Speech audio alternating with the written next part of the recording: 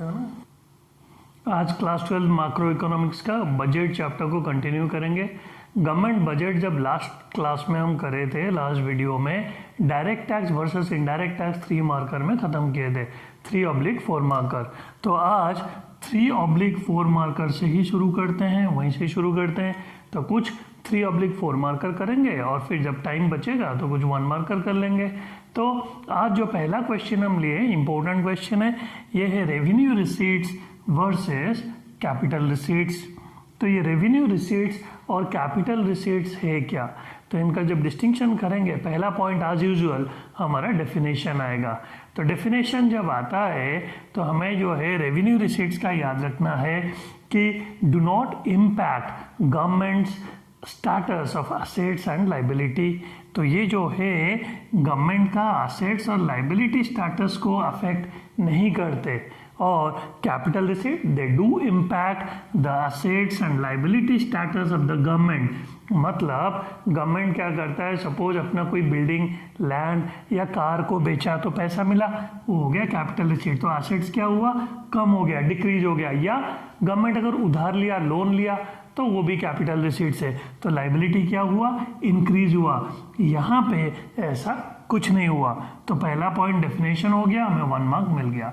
दूसरा नेचर, जो revenue receipts है they are recurring in nature. Recurring मतलब हर बार होएगा, एवरी ईयर होएगा। जैसे कि एग्जाम्पल जो तीसरा पॉइंट बोले जाते हैं, टैक्स। गवर्नमेंट को हर साल टैक्स मिलेगा तो वो recurring in nature revenue receipt है। लेकिन गवर्नमेंट यहाँ पे एग्जाम्पल ले लेते हैं कैपिटल रिसीट, जैसे कि गवर्नमेंट लोन लिया, तो लोन जो है हर बार नहीं मिलता। अगर तुम अपने दोस्त से जाके उधार मांगोगे, एक बार मांगोगे दे देगा, दूसरा बार मांगोगे दे देगा, तीसरे बार में तो भगा देगा गाली बक के, भग यहाँ से। तो वही चीज़ है, गवर्नमेंट भी जो है बार बार लोन नहीं ले सकता। So that is non recurring in nature, ये बार बार नहीं होता। तो यहाँ पर एग्जाम्पल लोन 1 मार्क दे दिया और यहाँ पे नेचर 1 मार्क दे दिया। फिर लास्ट पॉइंट जो है वो है इफेक्ट। इफेक्ट क्या होता है, कैपिटल रिसीट अभी हम पढ़े, लोन लेंगे तो क्या होगा, हमारे ऊपर बर्डन होगा वो लोन को रीपे करने के लिए अलॉन्ग विथ इंटरेस्ट। तो ये जो है it's a burden on the future generation, जबकि यहाँ पे हम लोन लिए नहीं है। So there is no such burden on future generation. तो ये हो गया हमारा डिस्टिंक्शन रेवेन्यू रिसीट और कैपिटल रिसीट्स का। अब हम चलते हैं नेक्स्ट क्वेश्चन पे। अब नेक्स्ट क्वेश्चन लिए हम रेवेन्यू एक्सपेंडिचर और कैपिटल एक्सपेंडिचर। ये कराने का पर्पस ये है, रेवेन्यू रिसीट और कैपिटल रिसीट आएगा या रेवेन्यू एक्सपेंडिचर या कैपिटल एक्सपेंडिचर का डिस्टिंक्शन आएगा। लेकिन इन दोनों में से एक आना जरूरी है, वो हर साल आता है। तो हम जब इसका आंसर पढ़ेंगे, हम जो है बुक के हिसाब से नहीं पढ़ेंगे, हम अपने हिसाब से पढ़ेंगे। अपने हिसाब से पढ़ने से क्या हुआ, हम अपना मदद खुद करेंगे। कैसे करेंगे, पहला जो 2 पॉइंट है वो पढ़ेंगे ही नहीं। वो जो हम रेवेन्यू रिसीट्स में पढ़े थे, जो कैपिटल रिसीट्स में पढ़े थे, वही सेम पॉइंट यहाँ पे लिखेंगे। कैसे, अभी मैं बताता हूँ। पहला चीज़, वहाँ पे नेचर जो था हम लिखे थे ये रिकरिंग इन नेचर, और यहाँ पे लिखे थे नॉन रिकरिंग इन नेचर। यहाँ भी सेम है, जो रेवेन्यू एक्सपेंडिचर है वो बार बार होएगा और कैपिटल एक्सपेंडिचर जो है वो कभी कभार होगा। They are non recurring in nature. जैसे कि एग्जाम्पल से क्लैरिटी आ जाएगा। एग्जाम्पल क्या है, यहाँ पे old age pension. Old age pension एक ट्रांसफ़र पेमेंट है, जो बुजुर्ग हो जाते हैं उन्हें मिलता है। तो ये जो है बार बार देना पड़ेगा। और यहाँ पर जो है कैपिटल रिसीट में एग्जाम्पल है रीपेमेंट ऑफ, कैपिटल एक्सपेंडिचर में है रीपेमेंट ऑफ लोन। तो लोन जो लिए थे उसको रीपे किए, तो ये जो है ये कभी कभार होगा। तो ये जो है हमारा कैपिटल एक्सपेंडिचर हो गया।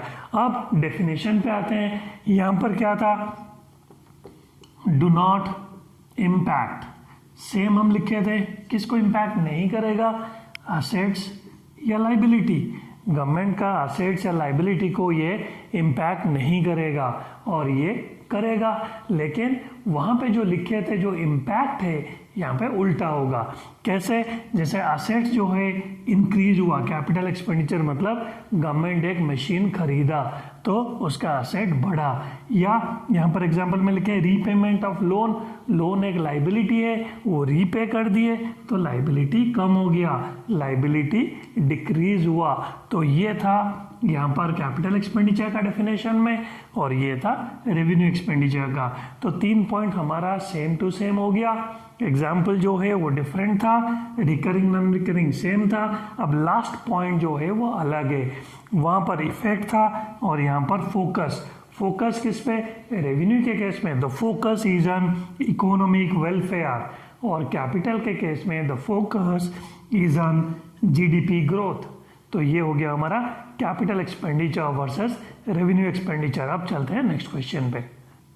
अब नेक्स्ट क्वेश्चन है ऑब्जेक्टिव्स ऑफ गवर्नमेंट बजट। ये जो ऑब्जेक्टिव्स ऑफ गवर्नमेंट बजट, यहाँ पे हम 4 ऑब्जेक्टिव लिखे हैं। तो ये 4 ऑब्जेक्टिव जो है खाली हम रीड करेंगे, आता जो है वो 3rd और 4th ऑब्जेक्टिव, इसको अलग से हम डिस्कस करेंगे 3 मार्कर के पॉइंट ऑफ व्यू से। तो ये डिटेल में पढ़ेंगे 3rd और 4th ऑब्जेक्टिव, 1 और 2 ऐसे ही पढ़ लेंगे।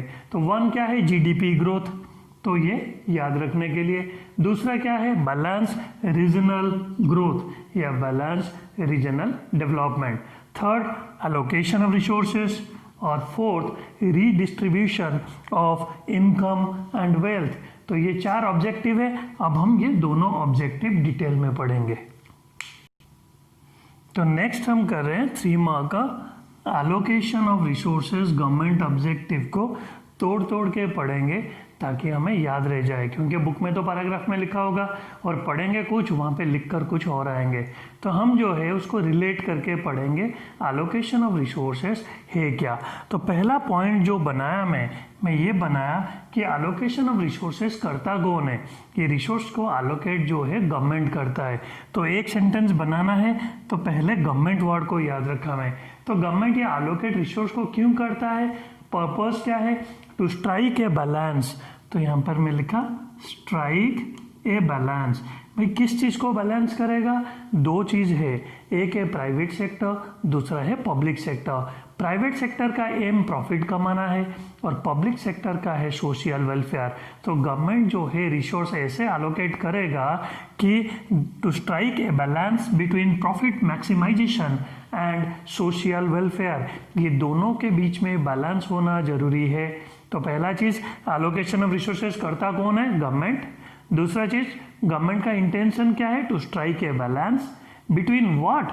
बिटवीन प्रॉफिट मैक्सिमाइजेशन, ये जो एम है प्राइवेट सेक्टर का, एंड सोशल वेलफेयर जो पब्लिक सेक्टर का एम है। तो एलोकेशन ऑफ रिसोर्सेज का पहला पॉइंट जो हम बनाए थे, एक सेंटेंस हो गया और हमें मिल गया 1 मार्क। अब चलते हैं दूसरा, ये गवर्नमेंट करेगा कैसे? हाउ, खुद को क्वेश्चन रेज किए तो हमें कैसे करेगा वो लिख देंगे हम। तो हम रिलेट करके पढ़ रहे हैं कैसे करेगा गवर्नमेंट। 2 तरीका है, सब्सिडी और रिडक्शन इन टैक्स रेट।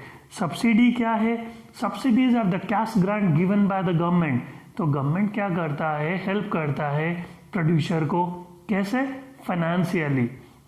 जो एसेंशियल कमोडिटीज प्रोड्यूस करते हैं या जो एक्सपोर्ट करते हैं उन्हें प्रमोट करने के लिए गवर्नमेंट कैश ग्रांट देता है, वो सब्सिडी है। तो गवर्नमेंट क्या किया? सब्सिडी दिया। कौन से एरिया में दिया?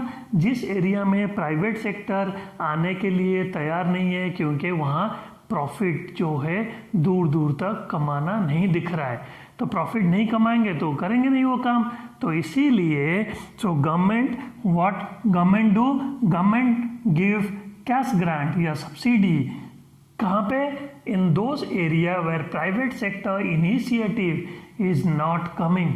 दूसरा चीज़ रिडक्शन इन टैक्स रेट, उस एरिया में जो काम करेंगे उनका सब चीज़ पे टैक्स कम लगेगा, तो कमाने के लालच में प्राइवेट सेक्टर भी जाएंगे। तो पहला चीज़ एलोकेशन में क्या था? गवर्नमेंट करता है they strike a balance between profit maximisation and social welfare. How? By reducing the tax rate and giving subsidies. कहाँ पे? In those area where private sector are not taking the initiative, they are not participating. तो ये हो गया हमारा दूसरा point जो हमें 1 मार्क दे देगा। थर्ड एग्जाम्पल लिख देंगे। एग्जाम्पल कमोडिटी का लेके कर देते हैं, जैसे तुम लोग सिगरेट और विस्की के बारे में सबको पता है, अगर दारू पियोगे सिगरेट पियोगे तो गवर्नमेंट नहीं पीने देगा। कैसे? टैक्स, हेवी टैक्स इम्पोज कर देगा गवर्नमेंट। तो ये सब चीज़ को जो प्रोड्यूस करते हैं उन्हें डिस्करेज किया बाय इम्पोजिंग हेवी टैक्स। और इनकरेज किसे करेगा? जैसे कि खादी क्लोथ्स, यहाँ पे गवर्नमेंट देगा सब्सिडी ताकि खादी का प्रोडक्शन और हो। तो ये एलोकेशन ऑफ रिसोर्सेज हमारा खत्म हुआ। अब चलते हैं नेक्स्ट पॉइंट पे। तो नेक्स्ट ऑब्जेक्टिव कर रहे हैं, एक ऑब्जेक्टिव हो गया, ये लास्ट ऑब्जेक्टिव क्योंकि ये 3 मार्क में आता है। यही redistribution of income and wealth. Redistribution मतलब दोबारा डिस्ट्रीब्यूट करना, डिस्ट्रीब्यूटिंग अगेन इज रीडिस्ट्रीब्यूशन। ये डिस्ट्रीब्यूटिंग अगेन क्या है? जो जिसको मिल गया है, सपोज कोई चीज़ हम बांटे हैं, किसी को फालतू मिल गया, किसी को कम मिल गया, जिससे फालतू मिला है उससे लेके जिसको कम मिला है उसे दे देना। तो गवर्नमेंट भी यही काम करता है। तो कैसे करता है गवर्नमेंट? पहला चीज़ जो है, पहला पॉइंट जो तुम्हें 1 मार्क कर देगा, जो 1 मार्क देगा वो है फिस्कल इंस्ट्रूमेंट। इको में 1 मार्कर आएगा fiscal policy. What do you mean by fiscal policy? So fiscal policy refers to the policy of the government. ये गवर्नमेंट का वो पॉलिसी है which deals with public revenue, public expenditure and public borrowing. तो government तो public के लिए ही है, तो इसीलिए 3 बार पब्लिक को गवर्नमेंट जो है नमन करता है। Public revenue, public expenditure, public borrowing. तो जो पॉलिसी, जो रूल रेगुलेशन इन तीनों चीज़ से डील करता है उसे फिस्कल पॉलिसी बोलते हैं। तो फिस्कल पॉलिसी के बारे में पहला पॉइंट लिखेंगे। तो फिस्कल इंस्ट्रूमेंट, इंस्ट्रूमेंट क्या हो गया? तो गवर्नमेंट जो पब्लिक रेवेन्यू बताया था, रेवेन्यू रेफर्स टू इनकम, तो गवर्नमेंट पब्लिक से कैसे कमाता है? In the form of tax. तो पहला टूल जो है गवर्नमेंट के पास, जो हथियार है वो है टैक्स। तो टैक्स के जरिए से क्या करेगा गवर्नमेंट? फालतू पैसा जिसके पास चला गया है उनसे वो छीन लेगा। दूसरा पब्लिक एक्सपेंडिचर, तो वो पैसा छीन के गवर्नमेंट क्या करेगा? लोगों में सीधा लाके बांट नहीं देगा। वो क्या करेगा? लोगों को, जैसे गवर्नमेंट स्कूल खुल गया तो बच्चे फ्री में पढ़े, गवर्नमेंट हॉस्पिटल में फ्री में ट्रीटमेंट कराए, तो उनका जो है इनकम बढ़ गया क्योंकि उन्हें पैसा देना नहीं पड़ा। अमीर लोग जो है पैसा दे के ट्रीटमेंट कराएंगे तो गरीबों का इनकम गवर्नमेंट ऐसे बढ़ा दिया। तो इसीलिए redistribution of income and wealth are done through fiscal instrument such as tax and public expenditure. तो 1 मार्क मिल गया। दूसरा चीज डिस्पोजेबल इनकम। तो इनकम तो सबको पता है, लेकिन जो हम अर्न करते हैं इनकम, उसमें से हमें टैक्स देना होता है। तो टैक्स पे करने के बाद जो बचता है वो असल में हम खर्चा कर सकते हैं, दैट इज डिस्पोजेबल इनकम। तो गवर्नमेंट क्या करता है? दूसरा चीज disposable income, R stand for rich, P stand for poor. Rich का डिस्पोजेबल इनकम कम कर दिया, पुअर का डिस्पोजेबल इनकम बढ़ा दिया। कैसे रिच का कम किया? By imposing tax. और पुअर का कैसे बढ़ाया? थ्रू पब्लिक एक्सपेंडिचर, अभी डिस्कस किए थे। तो यहाँ पे ये लिख के 1 मार्क मिल गया। अब लास्ट 1 मार्क मिलना है, उसके लिए जो है हम एक एग्जाम्पल दे दिए कि गवर्नमेंट जो राशन शॉप के जरिए गरीबों को बांटता है सामान। 10 रुपये का चावल जो है, 50 रुपये का चावल 10 रुपये किलो में मिलता है, चीनी 50 रुपये किलो 2 रुपये किलो मिलता है। तो supplying food grain to BPL, below poverty line population, at reasonable price, at a lower price, the price which is lower than the market price of the commodity. तो ऐसे करके गवर्नमेंट जो है redistribution of income and wealth करता है। तो ये question खत्म। अब चलते हैं नेक्स्ट क्वेश्चन पे। अब ये एक टेबल बना है जिसका स्क्रीनशॉट ले सकते हो। ये टेबल वेबल कुछ नहीं आएगा, ठीक है? ये बताना जरूरी है क्योंकि बच्चे इसको देख कर डर जाएंगे, क्योंकि मुझे तो जो है सबका मदद करना जो है मेरा पर्पस है, डराना नहीं। तो ये टेबल सिर्फ समझाने के लिए जो है मैं बनाया हूँ, ताकि ये अगर समझ गए तो अपने लैंग्वेज में एक लाइन में तुम इसे याद रख सकते हो। तो पहले समझा रहा हूँ, समझाने में टाइम डिवोट कर रहा हूँ। देखो इनकम जो है 1 लाख, 2 लाख, 3 लाख, तो ये जो है इनकम गिवन है। तो अगर ये इनकम, सपोज ये A, B और C 3 लोग हैं, एक 1 लाख कमा रहा है, दूसरा 2 लाख, तीसरा 3 लाख। तो प्रोग्रेसिव में क्या होता है? बढ़ता जाता है, 5, 10, 20। अगर ऐसे टैक्स रेट जो है बढ़ता जाता है तो उसे बोलते हैं प्रोग्रेसिव टैक्स।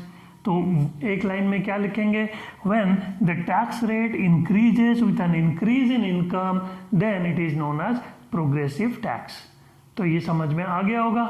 दूसरा रिग्रेसिव, रिग्रेसिव मतलब कम होना, जैसे ये था 10 और ये हो गया 5 और ये हो गया 2, तो टैक्स रेट क्या हो रहा है, कम हो रहा है। इसी को देख के एक लाइन बोल सकते हैं, when the tax rate decreases with an increase in income, क्योंकि इनकम तो बढ़ रहा है, टैक्स रेट डिक्रीज हो रहा है, then it is known as regressive tax. अब तीसरा प्रोपोर्शनल, यहाँ पे क्या है 5 5 5, मतलब इनकम कुछ भी हो आपको 5% टैक्स देना है। So when the tax rate remains the same irrespective of any change in income then it is known as proportional tax. ये 1 मार्कर जो है आएगा, तो इसके लिए एक लाइन आना चाहिए। एग्जाम्पल दिया था खाली समझने के लिए, तो अगर एक लाइन आ गया तो मोर देन एनफ। अब चलते हैं नेक्स्ट क्वेश्चन में। वीडियो जो है 15 मिनट से ज़्यादा का हो गया, तो आज इस वीडियो में यहीं तक करते हैं। नेक्स्ट वीडियो में ये चैप्टर खत्म हो जाएगा गवर्नमेंट बजट। अगर वीडियो पसंद आया तो सब्सक्राइब, लाइक और कमेंट के साथ इसे शेयर भी कीजिए, ताकि ज़्यादा से ज़्यादा बच्चों का हेल्प हो सके। Thank you.